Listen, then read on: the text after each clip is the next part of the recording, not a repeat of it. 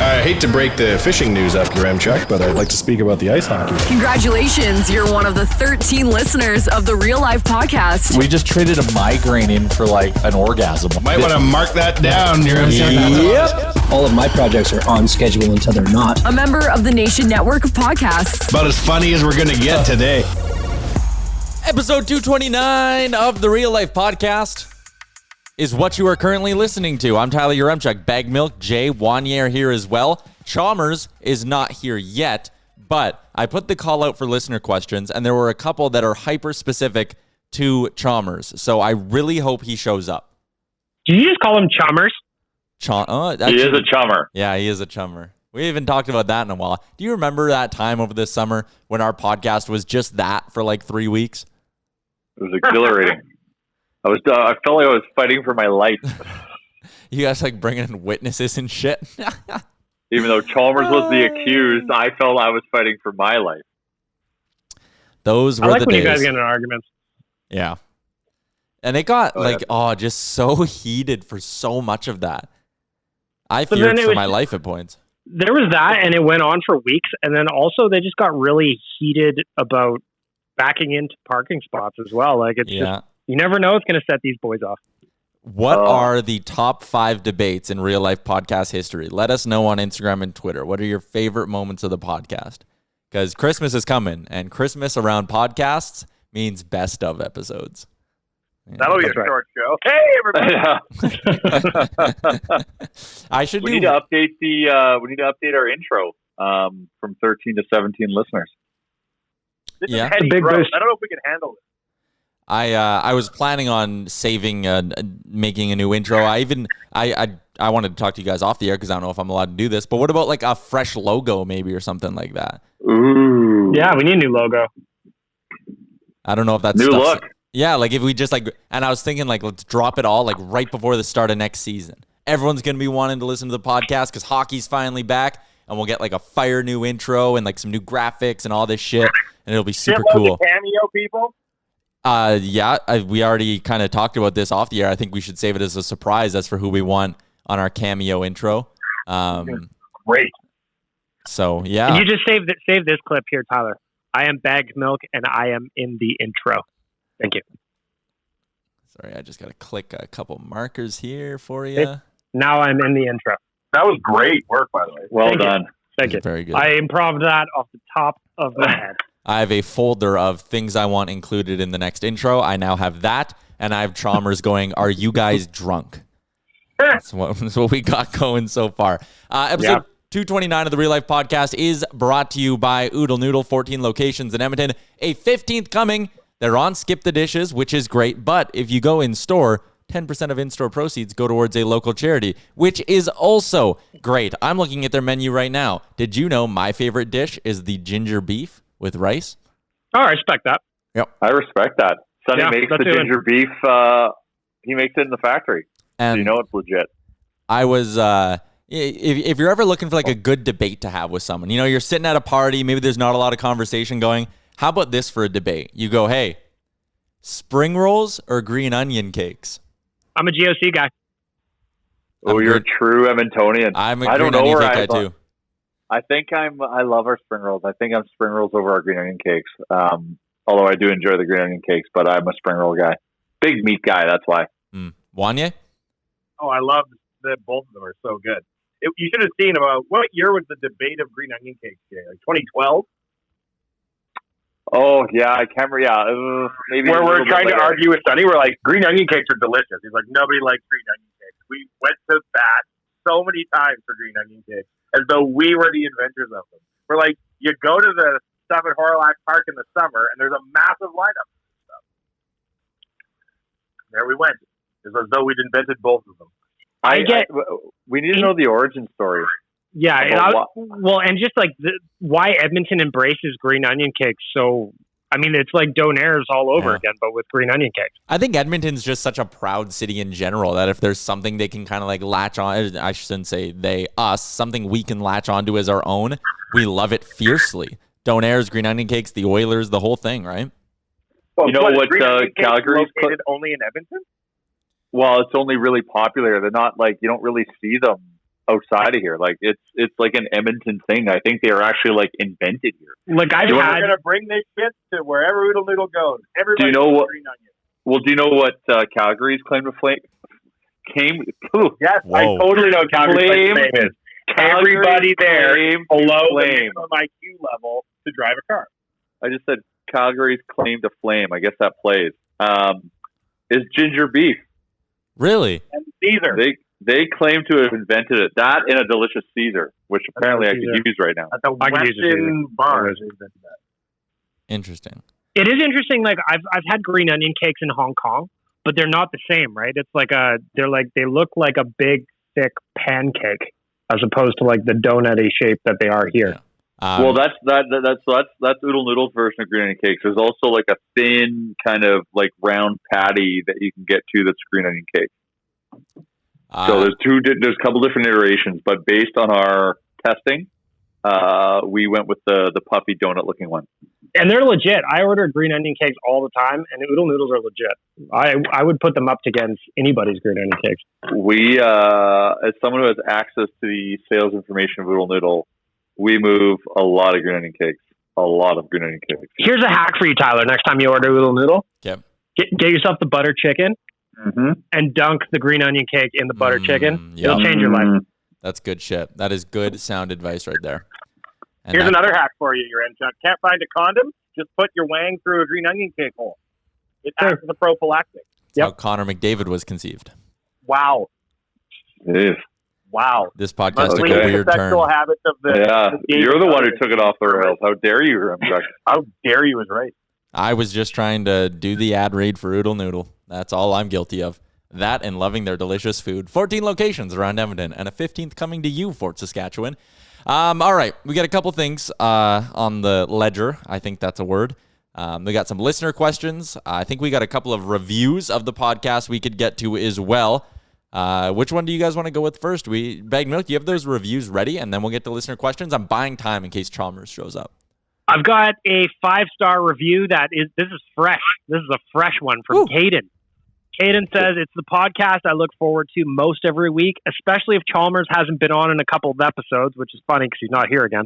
Hilarity almost always ensues. Do yourself a favor, pour a glass of apple cider, nice spelling here, apple cider, and listen to a few hard bodies talk about everything from Big Brother, football odds, to Peloton competitions, to parking lot ethics, and hard-hitting nightclub reviews. Maybe even a little Oilers talk. Who knows? Keep up the great work, boys. That's from Caden. Shout out to Caden. That's a great review. He worked in a lot of references there. Yeah, he even brought some Owen Radio references in there with the hard bodies. Tyler was obsessed with hard bodies a couple episodes ago. Yeah, I was wondering where the hard bodies came from. I mean, like I'll take the compliment, but I don't know if it necessarily is accurate. A little context is he meant to say warm bodies, but he kept saying the Oilers need more hard bodies, and we were all in agreement. The Swedish Abs team could always need more hard bodies. So essentially more Swedes is what we need. Absolutely. I guess. I just noticed we got an Instagram message while we were live on the air. It's a betting question, so we could hold on. We were live on Instagram? No, we got an Instagram question while we were live recording right now is what I meant to say. So shout out to Caden for that review. We're always looking for more 5-star reviews as we try to move up in the world of podcasting. Well, then how about this one from Richard? He says, I'd listen daily.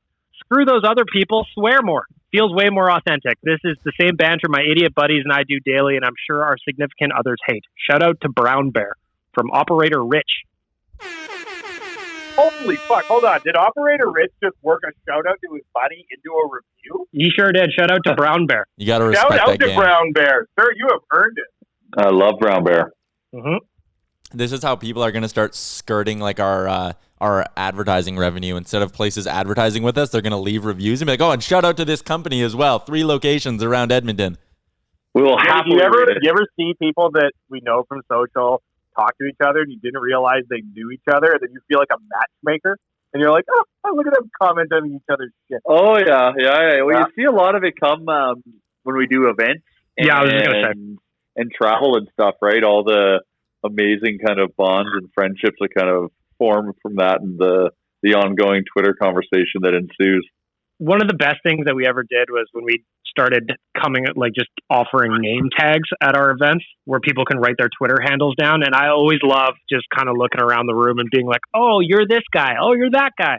Your picture is like a statue or something, but like, this is you in real life. It's always great.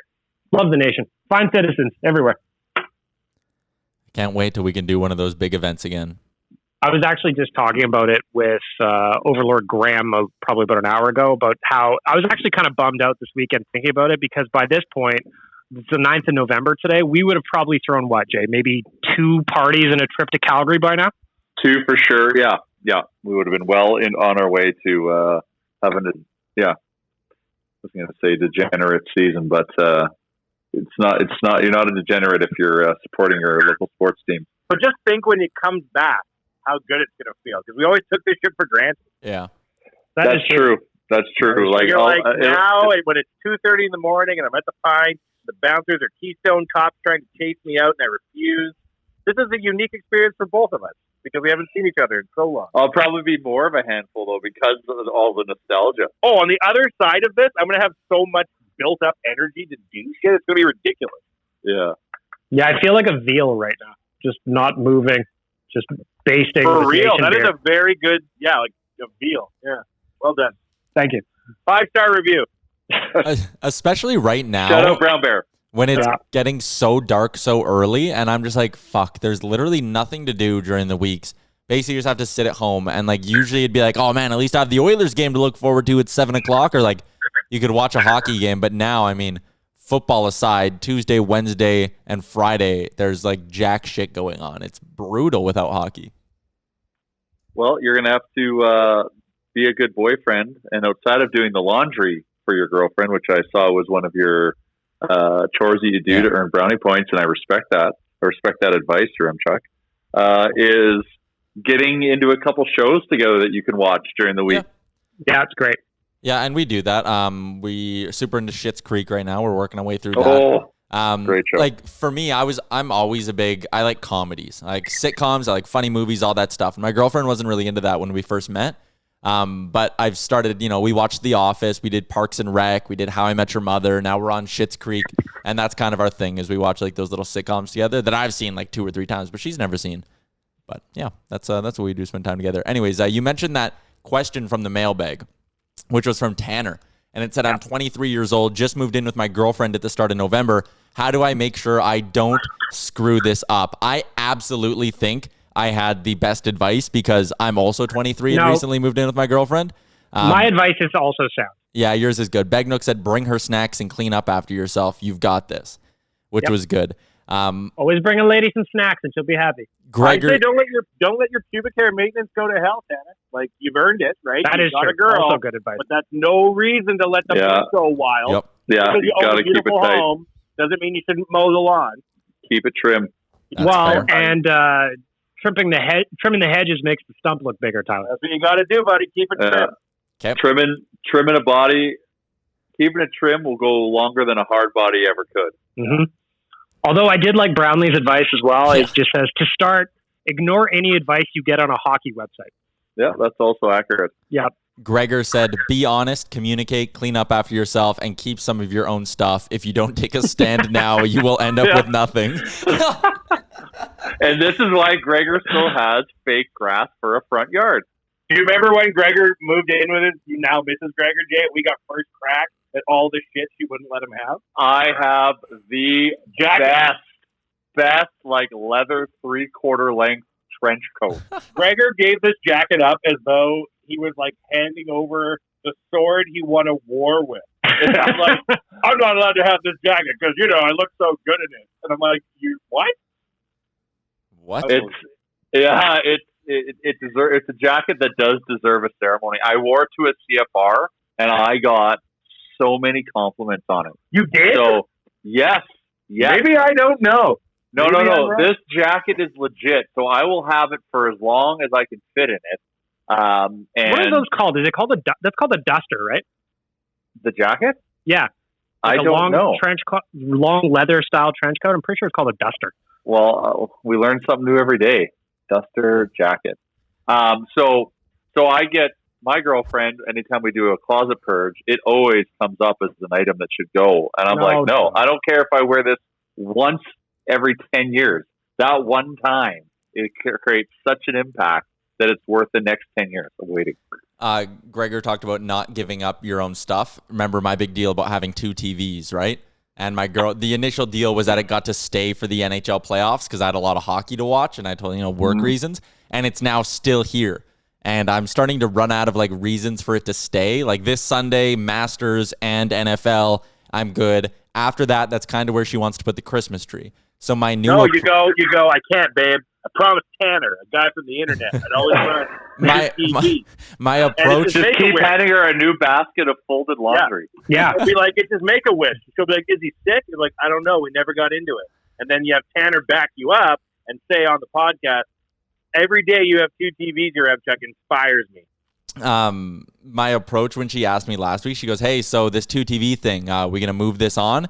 And I just stayed silent. It was kind of like the play dead approach. Yeah. I just didn't say a word. And she's probably listening to this now, assuming she's not on a work call. So I'm screwed now. I've given up my playbook. But that was my play. Just offer fries. Just like when she asks again, just be like, would you like some fries? Yeah. And I guarantee it'll win. Mm-hmm. That makes sense. Also, while we're on the topic of things going on at Casa Yaremchuk, I have an issue, a moral dilemma. You can see my kind of patio there, right? There's snow on it. We're on like the second floor though, so we're like the highest up. Do I shovel that? Yeah, of course. Mm-hmm. But then I feel bad because I'm just either pushing snow onto people's cars or I'm pushing it onto like the balconies below me. Right? I mean, as soon as you clear it off your patio, gravity is to blame as far as I'm concerned. Yeah, that's outside of your jurisdiction. So you think I should be like sweeping it off and all that? Because like if I don't, it's just going to get way too high by the end of the year. It's going to take forever to melt. 100%. And also, just take care of it now because then it'll pile up to a point of no return. You can't have that. Yeah. And you're bordering on that. There was so much snow this week. And in some pockets of the city, it's between 20 and 40 centimeters. Which is like you probably lost hot dog in the yard. Talking about that, I met up with a buddy who's got like a giant, like bull mastiff Great Dane cross. And we took Hot Dog.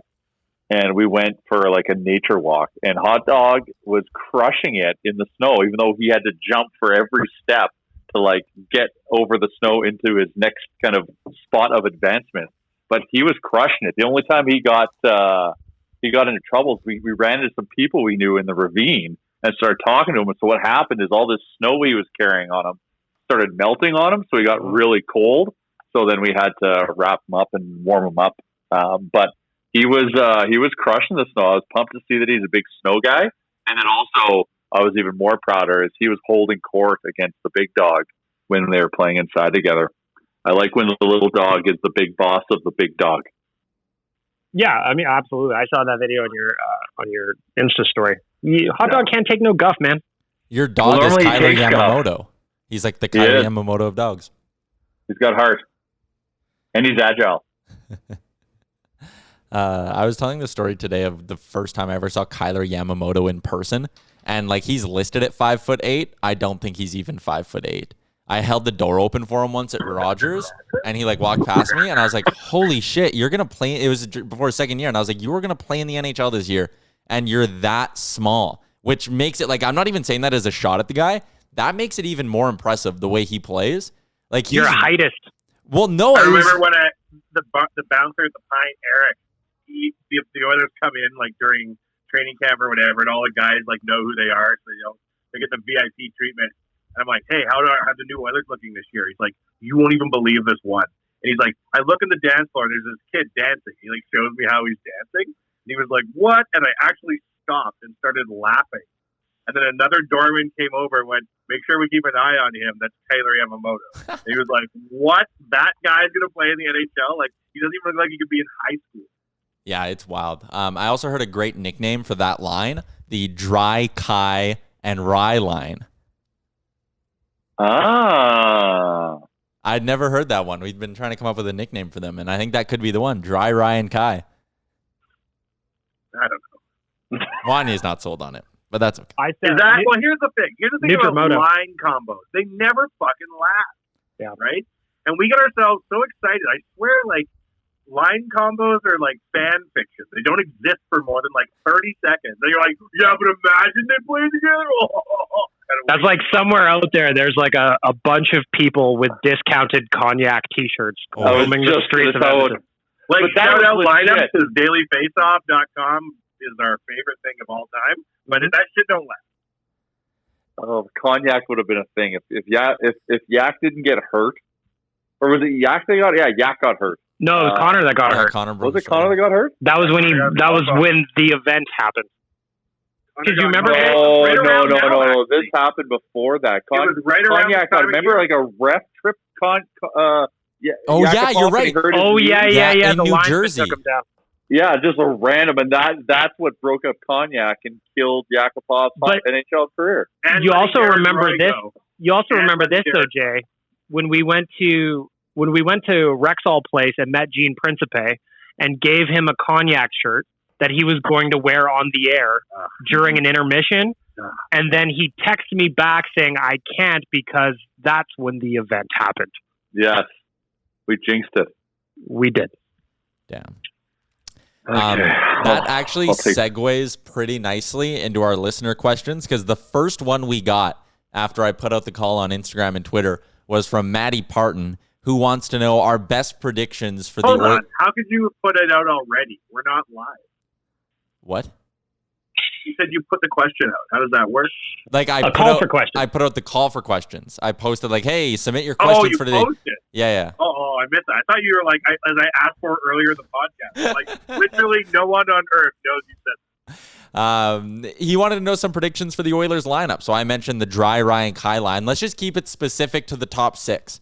What should the Oilers opening day top six look like next season? And while I give you guys a chance to think, because I'm throwing you the question now, I'll go ahead. I think you give a good, honest look to Cahoon on the second line. You go Cahoon, Draisaitl, Yamamoto. On the top line, you go McDavid with Nugent Hopkins. And on the right side, you put Zach Kassian. And I would say my wild card to this whole thing, it just might be Jesse Puljujärvi. And that's the caveat I'll add in there. Like, if he comes in and he's totally a changed player and he starts to look like a fourth overall pick, I think he could take Cassian's spot. Wait, you don't know we signed Cahoon? Who? Oh, wait, you were talking about Cahoon? I thought you were asking me about Puljujärvi. No, who the hell is Cahoon? Dominic Cahoon, the German we signed to play with Leon. Oh, yeah.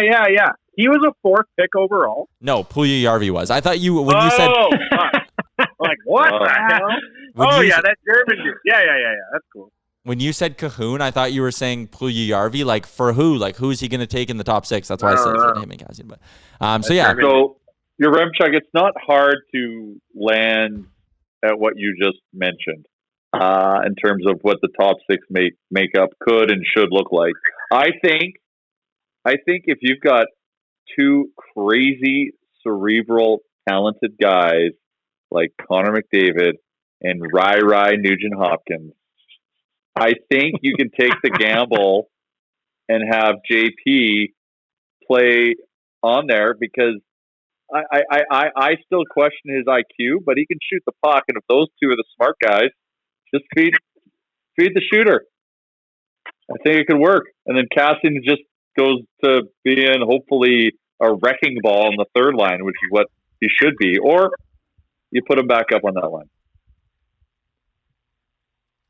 Bag milk? I honestly think that Cassian's pretty useless unless he plays with Connor. No offense. I mean, I guess it's kind of offensive, but I think it's going to be McNugent and Cassian, and then I'm going to think Cahoon is going to go with Draisaitl and Yama. If the Cahoon thing doesn't work, it gets a little bit more interesting, because then all of a sudden it's like, do you go back to the Draisaitl, Nuge, Yamamoto line, and do you give like Ennis a look up with McDavid? Or, I mean, it would be a slow boots line, but do you go with James Neal and Zach Kassian on McDavid's wing? Like, the Cahoon signing, for it coming this late in the offseason and being as cheap as it is, it's actually fairly significant. Like, there's a lot riding on him and Draisaitl working out in terms of like the balance of the top six. Oh, 100%. But the thing is, though, if you can put Nuge and McDavid together, you can literally plug in anyone you want. on the right side. Anyone. Yeah. So yeah, you're right. You could put James Neal there. I don't even know if he's a right winger, but you could put him there. He can play both. Right. So yeah. and they could make it work. Is what I'm saying. If you've got those two on the line, you can get away with someone like that on their line, and then yeah, like if Cahoon works, that's great. But Ennis is so versatile. Ennis and Draisaitl could be good together for all we know. And they played a little bit together in the play-in series, and Yamamoto as well. Like, I mean, I'm excited to see him play next year. He was a revelation, but like the pessimistic side of me is like he only did it for 27 games. Like, what if Kyler Yamamoto takes a step back next season? Because that can happen. Could. Sophomore slump. Yeah. I've seen him dance, man, through a third-party interpreter. He'll be fine. Okay. That's all you need to know. Says a lot about him, man. But honestly, I think that this is probably and arguably the Oilers' best top nine that they've had since the 2017 playoff run. So I think that Tippett's going to mix and match. He's going to pull out the old McBlender from Maybe we were calling the McBlender like a thing. It's just a league-wide thing, but we didn't know. Like every it's definitely team, a thing. Yeah. Like I used to just be like, man, only fucking Mac T would mix these lines up so much. But everybody mixes the lines up all the time. Oh, Tippett mixes them up like crazy. Ridiculous. Other person we could think about on the first line, Josh Archibald. Ooh, that's going to be a no-go from me. Like, it's just interesting because we're talking about this. Obviously, normally we'd be able to talk about it for real, but like it reminds me of today, the Toronto Star, I guess that was yesterday, the Toronto Star put out an article about what if the Leafs experimented with 3 defensemen and 2 forwards on the ice instead of the standard 3 forward, 2 defensemen. It's off-season mode, man. They can't, Time to man. get The bench silly. is too short for that shit. Well, you would have to start dressing so many more D-men.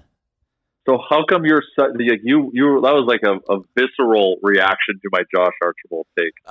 Yeah, I don't think he's a top 6 winger. And when you look at like how good is he with Connor McDavid though? He wasn't great with Connor McDavid. Like he didn't leave me wanting more of it. I thought he's versatile as well. Like he's almost like a cheaper version of, and I mean not salary wise, but a lesser version of Tyler Ennis, where like if you need him to pinch hit up there, he'll pinch hit up there and he can give you a game or two. But I think in the long run of a season, in the long haul of a season, he should probably be on your 4th line. I think if Josh Archibald's on your 4th line, then you're starting to have a really solid team. I actually think that Josh Archibald has personally slighted Tyler Yaremchuk in some way, shape, or form to throw that much shade Josh Archibald's way. I thought it was rather polite, but we could just link this right back to me not liking the short Oilers and wanting to take shots at them. Heightist. Yeah, Tyler is a heightist. That's fair. But you mentioned it, Bag Milk. Like the depth on this team could be the best we've seen the Oilers have since pre-Decade of Darkness. And I think a big part of it as well is like Ken Holland's been doing a great job bargain bin shopping, but it's not like in previous years where you're sitting here going like, ooh, I hope Ty Ratty can work in the top 6, or like, oh, Nygaard, what's he going to be like? And like all these rookies and unproven options coming in. You look at this team, and on the one wing, you're going to have Nugent Hopkins, Cahoon, and Ennis, who have all produced at the NHL level to varying degrees, but they've all done it before. Chason, Cassian, Neal, those are 3 veteran guys who you kind of know what you're going to get. They've produced at the NHL level before. Yamamoto and Puljujarvi, 2 younger guys, but with a lot of upside. Kyle Turris has done it before. Again, a free agent addition where it's kind of like a lottery ticket, but it feels like more of a sure thing than we've ever seen. We're so deep. Kyle Turris could play in the top 6. Jesus. We've got options, man. We're going deep. We need a season. We need it now. Yeah. I'm getting bored too. Like, Oilers Stanley Cup odds are only going down. Last time I looked on odd chart, they were plus 2,300. Now they're down to plus 2,200. The streets are talking. 50-50, man. Numbers speak for themselves. Yeah, it's 50-50. Either they win or they don't.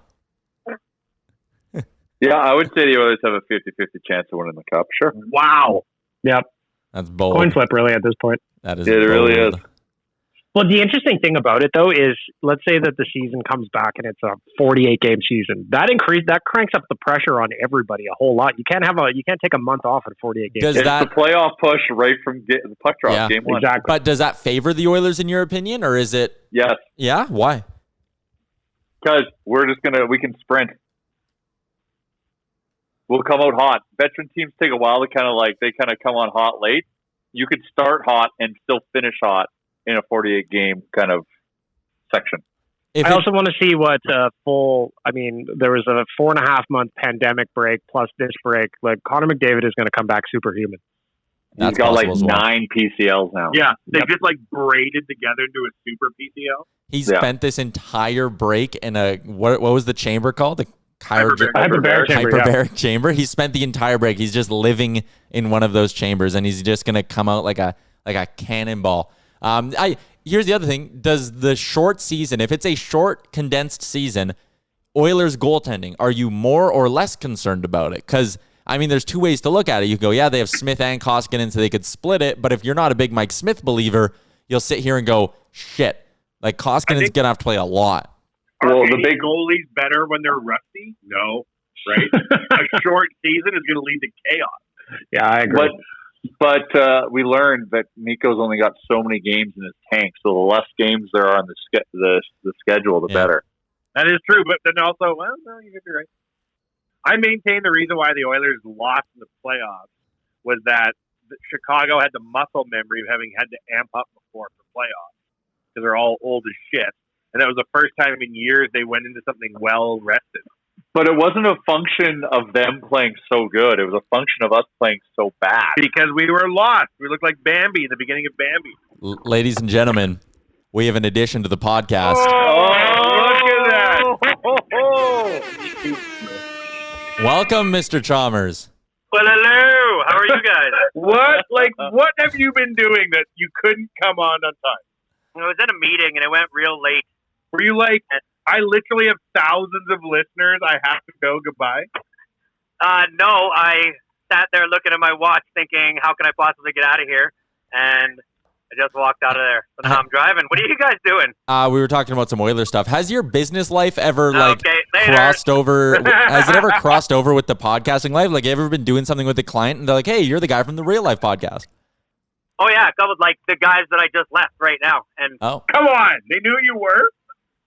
Well, no. They just know that he must have looked it up online or something and then saw that I was just a couple of things online that said part of the Nation Real Life podcast. Explain. How did they bring it up? Explain the conversation.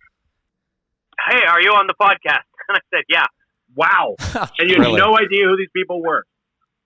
No, I had an idea. Well, I'm doing work for them. Oh, so you knew them. It's a jinx. Yeah, I'm doing work for them. And then... Oh, I thought strangers were like, hey, by the by, are you the guy that podcast? Oh, no. Not anybody stranger. But no, it's funny because it happened a couple, at least 5 or 6 times where I've been working for somebody and after a month or something, they'll bring it up and they'll ask if that's me on there. And I'll be like, Come on. I'll be like, oh yeah, do you listen to it? And they're like, yeah, I do. I didn't know. I'm like, wow. Yeah. So interesting. Kind of funny, kind of interesting. It's funny that I guess a lot of people listen to this because it's happened. It's happened with trades too, where guys I knew were just like, I didn't put it together for a while. Chalmers, talk about what? I want to ask your advice on a question that we covered a little bit earlier today in the mailbag on OilersNation.com. We had a young man named Tanner. He is 23 years old, just moved in with his girlfriend. He wants to know how to not screw it up. How to not screw up living with your girlfriend at 23? Yeah. Move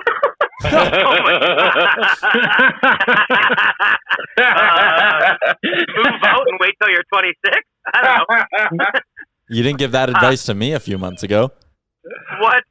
Yeah, I don't know, Tanner. He might not be emotionally responsible for this, and I can tell that you are. I don't know. Be more specific. How does he not screw up? What? How does he not screw up? What are some ways? Give him some tips on ways to make it go smooth, to keep his quality of life up. I said, bring her snacks. Yeah, I said find one chore that she doesn't like doing and just commit yourself to doing it because it'll always stand out more than just doing other shit. If you find the thing you know she doesn't want to do, just do that consistently. Wanye said shave your pubes. Yeah.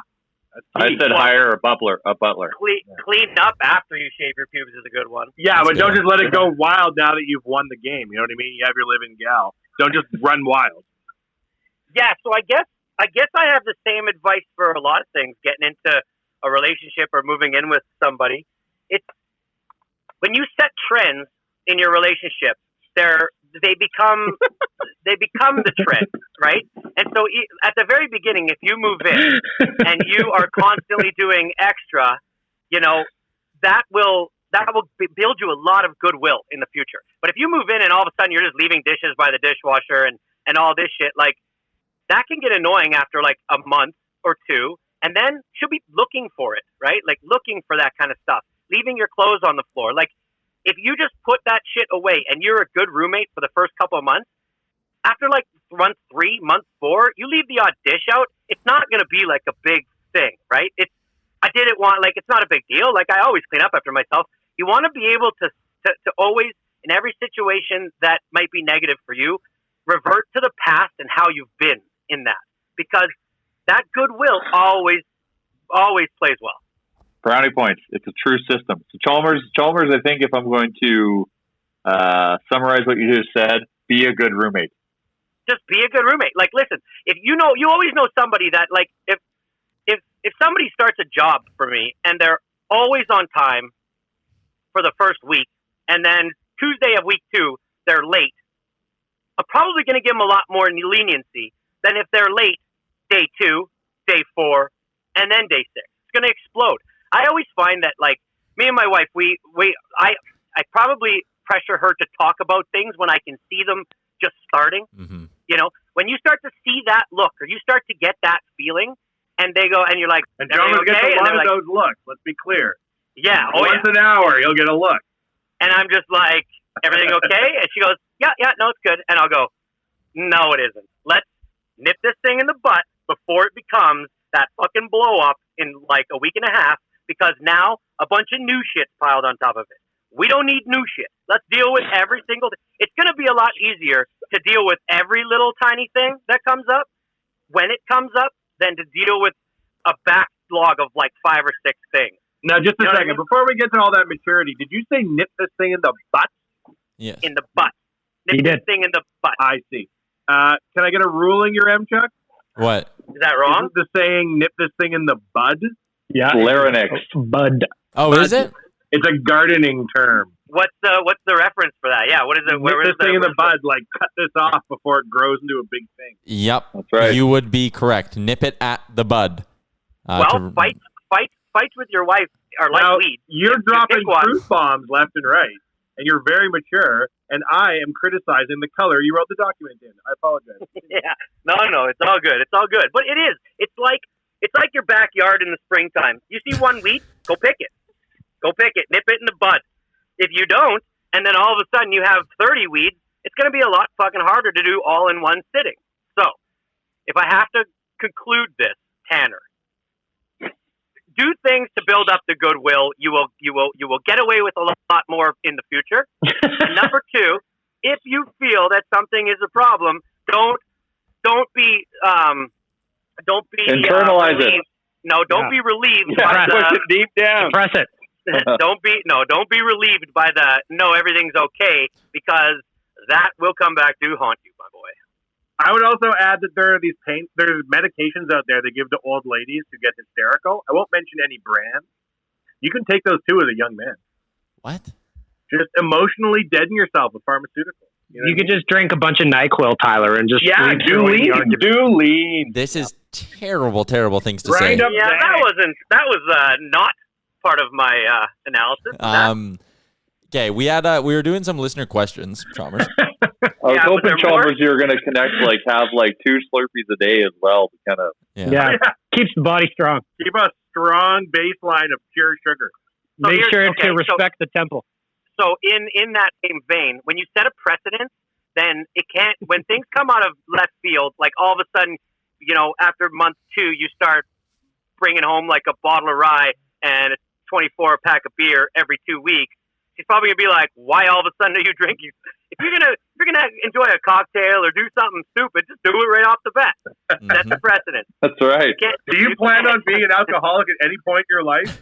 Start now. Yeah. No, I use it as a bad deter, like something that somebody would do that maybe a partner would be like, "Oh, so you do that? Have you just been hiding it for like the first 2 months? Don't hide anything. Normalize bringing home copious amounts of alcohol. That makes total sense. I do that as well. And just I think what Chalmers is saying, though, like if I'm to understand this, don't provide a highlight reel version of yourself that is inauthentic.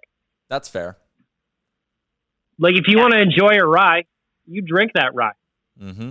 And like I tell my kids, it takes just as long to put the dishes above the dishwasher as it does to put them inside the dishwasher. It ain't that hard. That's also good advice. Do it. And a can of pop and a can of beer are the same amount of liquid. So when Daddy has 10 beers, he's really only having 10 pops. What is the what were the other questions? I'm excited to hear. Surveyor Brett, things are going good for him clearly because he wants to invest in a snowblower, and he said you are the one who can be trusted to give him advice on what he should look for. Maybe not a specific brand, but what's the right price range so you're not cheaping out, you're not getting something. I've got questions. Surveyor Brett, don't you have kids? Isn't that what having kids is for? He has one kid. Okay, so I might be the foremost specialist on this, considering I just purchased a snowblower on Thursday. Wow. And this is because I have a shared driveway with my neighbor in some of those older houses. And so we have long driveways with detached garages, and there's not a lot of room for snow buildup in the back. We both built these different fences, area, so we all have to push it forward. Now, pushing snow forward with shovels all the way down a long, long driveway, not ideal. So I also made a pretty big rink in the backyard, and I want to use the snowblower on it because 3 sides of the rink are very close to the fences and the back of the garage, so I need to put all the snow one way. So I went shopping a little bit, and I shopped around. Now, there's 3 different types of snowblowers. There is, there's really 2. There's single stage. Now there is 3. There's a single stage, which means it's like the smaller ones that are they're just gas, and they have like Velcro, like rubber inside. They're the rubber ones, right? There's the 2 stages, which are the big dogs that have like the 2 big handles and the metal like chewer. I don't even know what you call it. I guess I'm not the best specialist. Those are super expensive. They're usually over $1,000, and they're heavy. They're cumbersome. They're not ideal. They're not what you want. What he wants, I'm guaranteeing it, is either there's 2 different brands. There's lots of brands. There's 2 different types. One's that's totally automated. It can change the chute left and right, up and down with a handle, right? So it's nice and easy. You're going along. You don't have to stop and reposition it.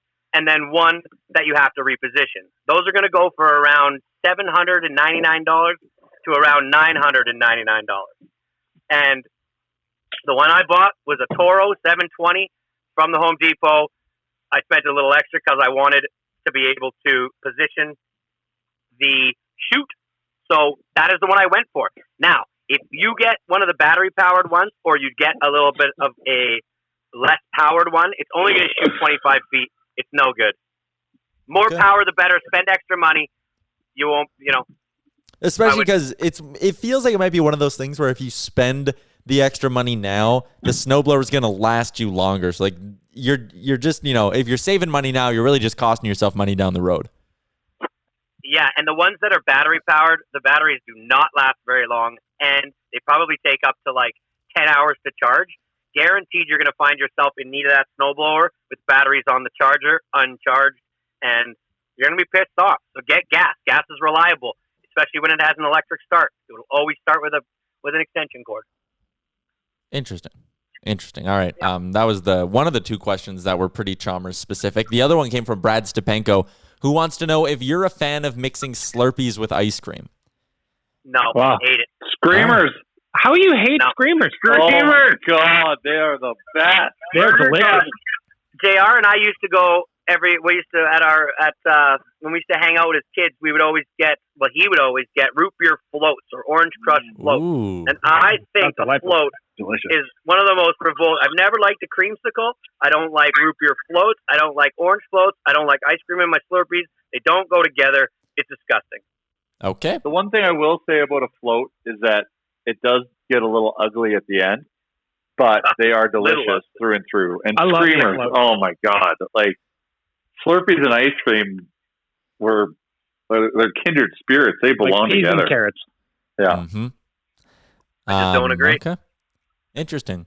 I feel like maybe like a good boozy float. That'd be interesting. a good boozy float. Yeah, rosé, I'm if sure you will. Well, yeah, I'm sure there's like a You want to good... mix booze, like it would have to be like almost a White Russian style, or Yeah. like a something like that. Every year at Christmas, I make a hell of a boozy Slurpee Chalmers. I feel that you would like. Like it's What? a You know what the big problem with? slushy vodka-y delight. Yeah, so the key to boozy drinks is you have to add the booze last, and you have to make them extra thick to start, because that booze will really thin out a Slurpee style drink. So you want to go heavy ice, almost where it's like undrinkable, and then add the booze at the very end, and then just give it a little mix up, and Interesting. then it's good. All right. Oh. Brad Stabenko also, he says he has a lot of time on his hands. And he said, what are some business ideas he should look into? And we could spin this two ways. If you actually have business advice for Brad Stabenko, you can give it. Or what is like your dream business? I know, running a hockey website is probably up there, but is there anything that like either growing up or now you look at it and you're like, oh, it'd be so cool to one day like do this? Brad, there's enough room on OnlyFans for the both of us. Okay. God damn. Enjoy, my You know friend. what? Lately, I've really, really wanted to, and I don't know if this is weird, and I don't even know if it's in my character, but I wanted to own like a pizza shop. I want to own a pizza parlor, like a really good. What style of pizza would you go with? 7-Eleven style. Oh hell no! So I would go with, you guys heard my run on pizza lately, and I'll tell you a funny story about what I did this weekend. But my favorite kind of pizza is like real Italian style pizza. Now, I'm going to throw it out there. They're not a sponsor, but they should be if they hear this. Right now, Steps is making a hell of a pizza. The crust is hard. So good. That's the type I want, right? I also was in Victoria, and I went to this place called Mod Pizza. I don't know if anybody's ever heard of it or ever had it, but they started in the States and they've come down to Western Canada. But this place had atmosphere. It had like honey sriracha sauces, all these different types of sauces. They would give you any type of pizza. You could start with any type of base, and they would not charge you extra for any toppings. You could fill that thing up, and it would be the same price as the base pizza. So no $2 extra for any protein. You just fill that thing up, and it's amazing. Like, they were really, really good. And I straight up looked into, I was like, man, franchising opportunity for this thing in Edmonton. And then I read, and it said that it needed 5 to 10 years of restaurant experience, like owning. And then I thought of my man JR, but I know he's got a lot on his plate. But if I could start a new business, it would be, I would just want to have a pizza shop. I don't know, I like it. Cool. May I interject for a moment? I just want to check the end of that plan out where Jay comes in. You're going to go to the president of a 15-restaurant chain with its own factory and offer him to, partner with you on a franchise of someone else's chain? Yeah, Drew Brees owns 16 Jimmy John's and probably another 10 Dunkin' Donuts. Yeah, but he And didn't Colonel Sanders home slice. You can't. You can have two things.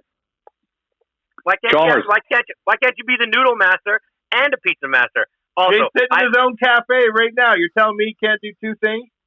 Well, exactly. That's why he's the first person I thought about. I can also see the butter chicken pizza here.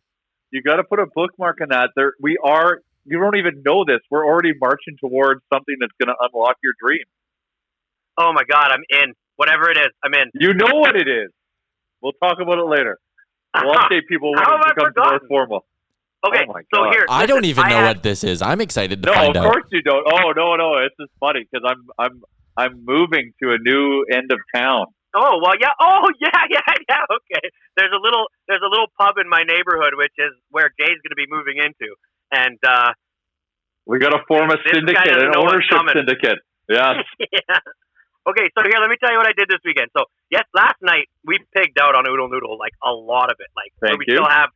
Yeah, it was awesome. So I had my two favorite things this weekend, which was Oodle Noodle on Sunday. What's your go-to?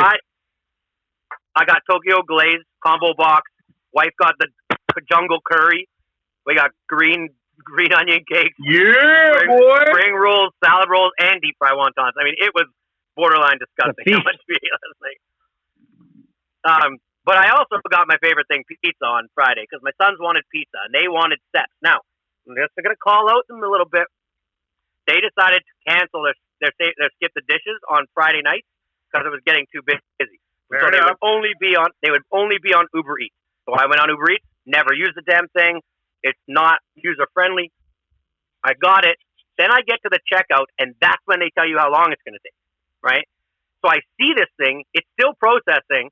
I see it's going to take 80 to 90 minutes. So I push X. I go, out of here. I'm not doing this. I cancel the order. I go back, skip the dishes, and I order Buco, which is like another really good pizza place in the south side.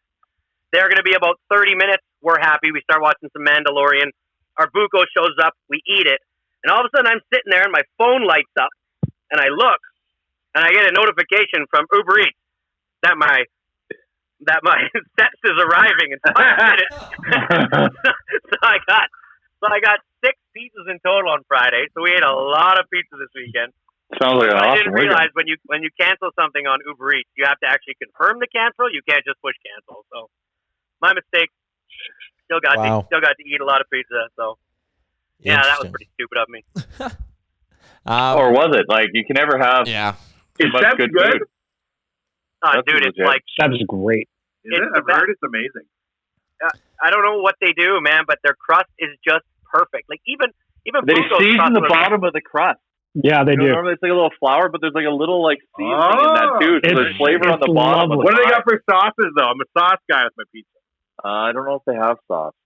I got like just the standard, like an old school Italian pizza sauce, and it was fucking great. Yeah, like the go-to pizza for me there is a straight up. It's like a pepperoni, but it's got like sopressata. It's just a type of meat. It's like a pepperoni. It's a spicy pepperoni. But then they got little thinly sliced jalapeno peppers on there, and then they drizzle Alberta honey all over it. What? Alberta? Yeah, dude. Well, that's Alberta a sauce. Honey's a sauce. Well, yeah, and they put sauce on it. I literally don't eat a spicy meat pizza anymore without honey on it. It's just the most amazing thing ever. I got to hook you up then, Chalmers. My dad is his hobby. He's a retired now, but he's a beekeeper. That's his hobby. Wonderful, wonderful honey. I believe is what they're called, right? That's right. Yep. We've talked about this. Remember, we talked about how he procured. How do you say it? Procured Procures his honey, his bees. How he can just go pick up free bees, like free inventory.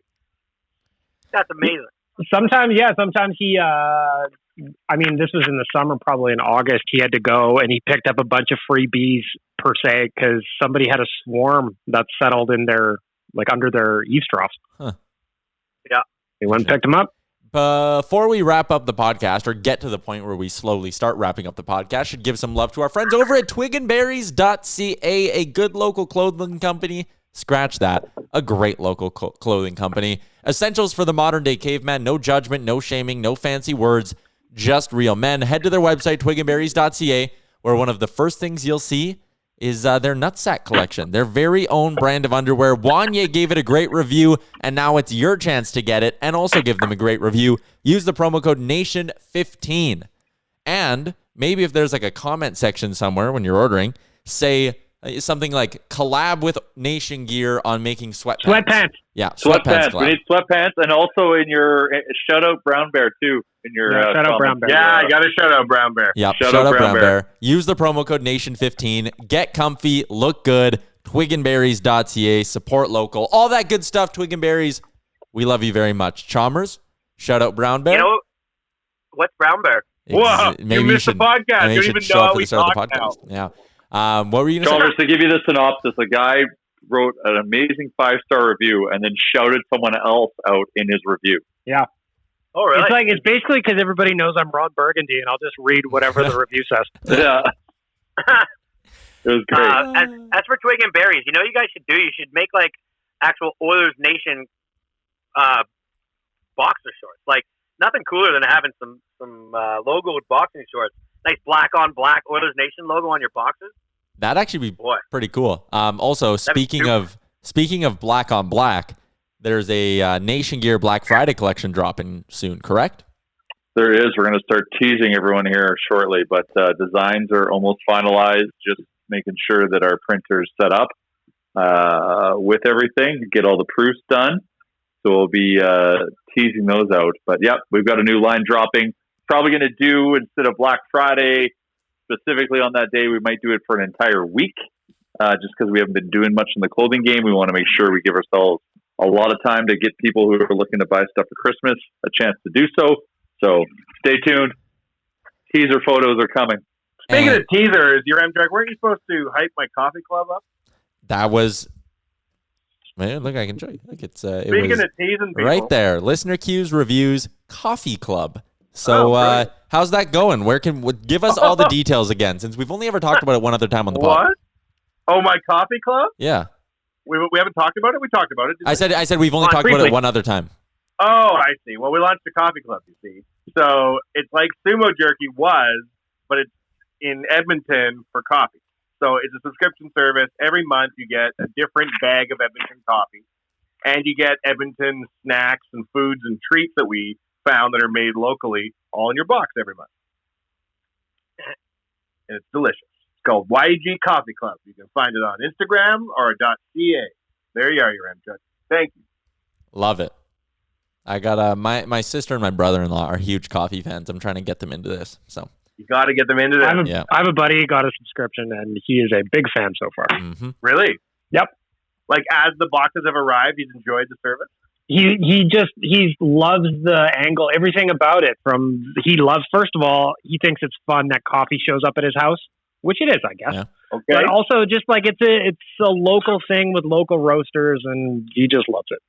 So my parents drink a lot of coffee. Could I send them like a subscription? Of course you could. And they also get snacks. You know, Mom, I'd love some locally made marshmallows. No, Chalmers. It says in the fine print that anyone can do it but your parents. That was called advertising, your Chuck. I was trying to show different ways to give out the coffee club, your Chuck. That's a good. Exactly. That is. And then people go, "Hey, wait a minute! Right. I have a mom." Yeah, exactly. Oh my gosh, you could give it to your girlfriend. I never even thought of her. If you move in with a girl and you're only 23, show her how sophisticated That's you are my advice. by getting Get the coffee club subscription. Yes. Yeah.